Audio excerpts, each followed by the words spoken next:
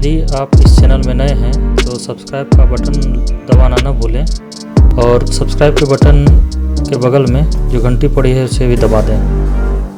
सर्वशक्तिमान ईश्वर पिता पुत्र और पवित्र आत्मा के नाम में आमीन। प्रभु में प्रिय भाइयों और बहनों, हमने बीते दिनों में देखा कि हमारा जीवन प्यार के बिना मृतक है।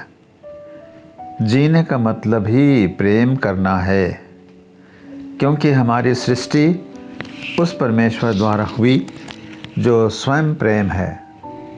अतः जीवन भर प्रेम का अभ्यास करते रहना, प्रेम पाने की लालसा करना, प्रेम के लिए हमेशा तत्पर रहना, ये हमारे जीवन का अंग बन गया है। और प्रेम टूट जाने से कभी कभी हम अनिष्ट भी कर बैठते हैं। हमारे पापी स्वभाव के कारण मानव संबंध, आपसी रिश्ते टूटते ही रहते हैं।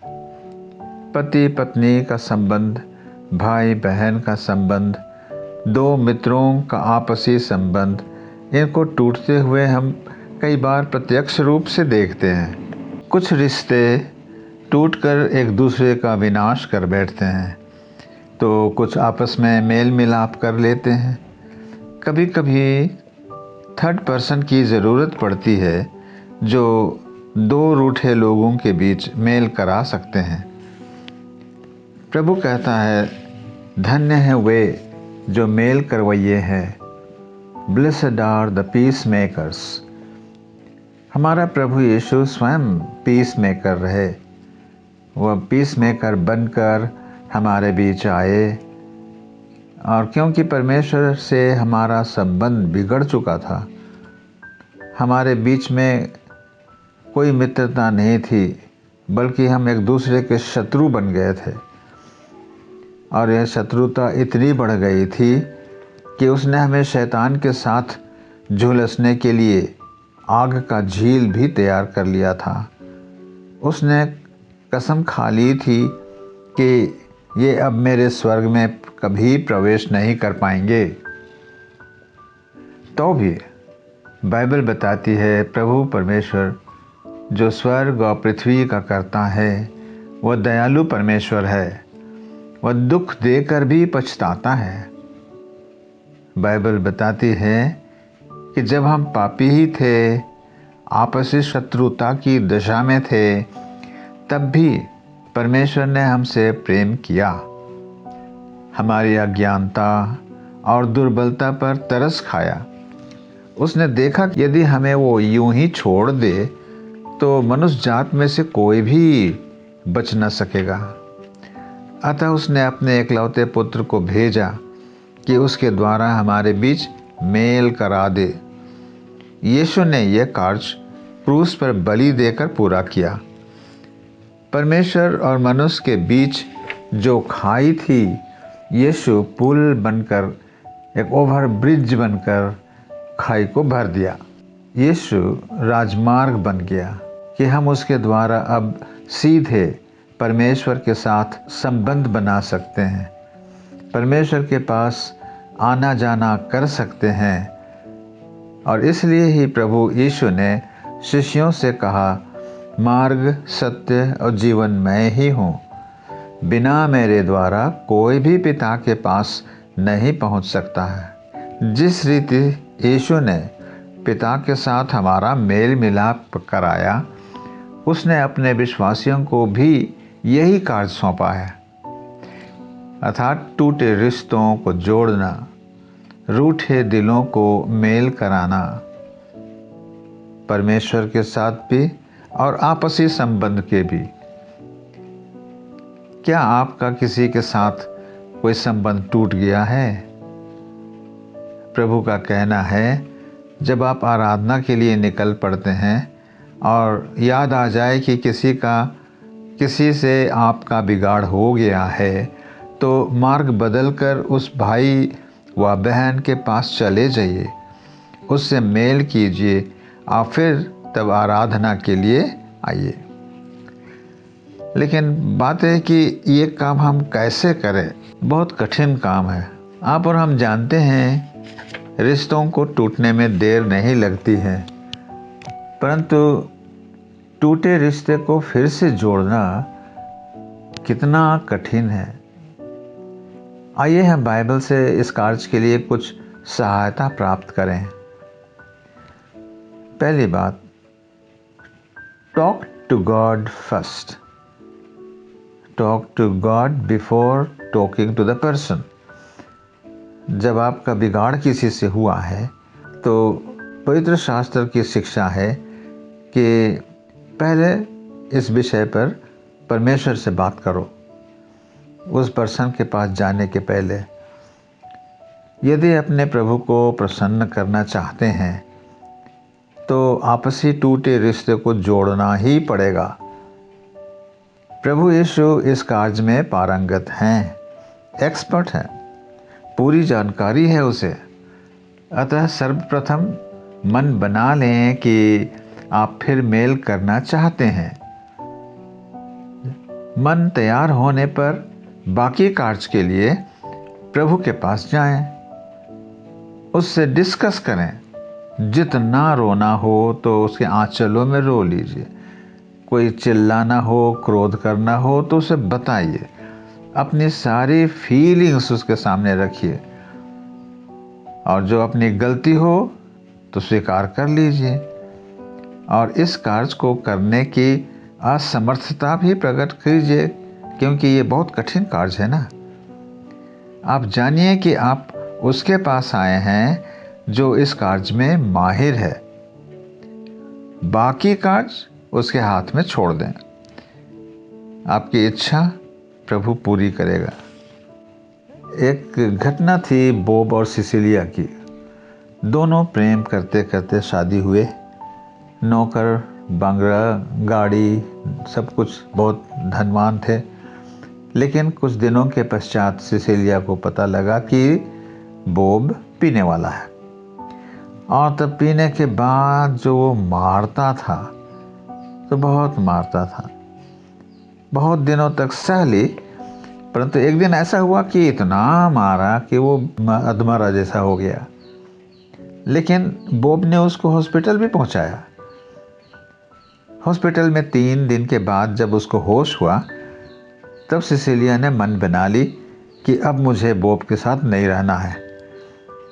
लेकिन मन तो बना ली बॉब के साथ नहीं रहना है, परंतु उसके मन में आवाज़ आती है कि पहले तुम उसको माफ़ करो। तो ये भी बहुत विशेष काम था, उसको माफ़ करना। और ये काम सिसिलिया कहती है कि इतना कठिन था, फिर भी मैंने ये सोच ली। तब बॉब एक दिन देखने के लिए आए। सबसे पहले बॉब से उसने कहा, Bob, I am very sorry. मैंने जो कुछ गलती की तुम्हारे साथ, उसके लिए मैं माफ़ी मांगती हूँ, मुझे माफ़ कर दो। उसके शब्द ख़त्म भी नहीं हुए कि बॉब रोना शुरू किया। इतना रोया और उसको पकड़ के कहा कि मैं तुमको नहीं छोड़ूंगा, मैं अब से वैसा नहीं करूंगा। और इस प्रकार उस दिन बॉब बिल्कुल बदल गया। ये दूसरा पॉइंट है जो मैं बताना चाह रहा हूँ, वो ये है कि ऑलवेज टेक द इनिशिएटिव। आप चाहे ऑफेंडर हो या ऑफेंडेड, आप दिल तोड़ने वाले हों या टूटे दिल वाले हों, मसीह के आदमी होने के कारण पहला कदम आपको ही उठाना है। बाइबल की यही शिक्षा है। Don't wait for the other party, go to them first. Matti 5:23-24 में हम क्या पढ़ते हैं? यदि तुम अपनी भेंट वेदी पर अर्पण कर रहे हो, वहाँ तुम्हें याद आए कि किसी के साथ संबंध बिगड़ गया है और वह आपसे नाराज है, तो अपनी भेंट वेदी के सन्मुख छोड़ो, जाकर पहले उससे मेल कर लो और तब वापस आकर अपनी भेंट चढ़ाओ।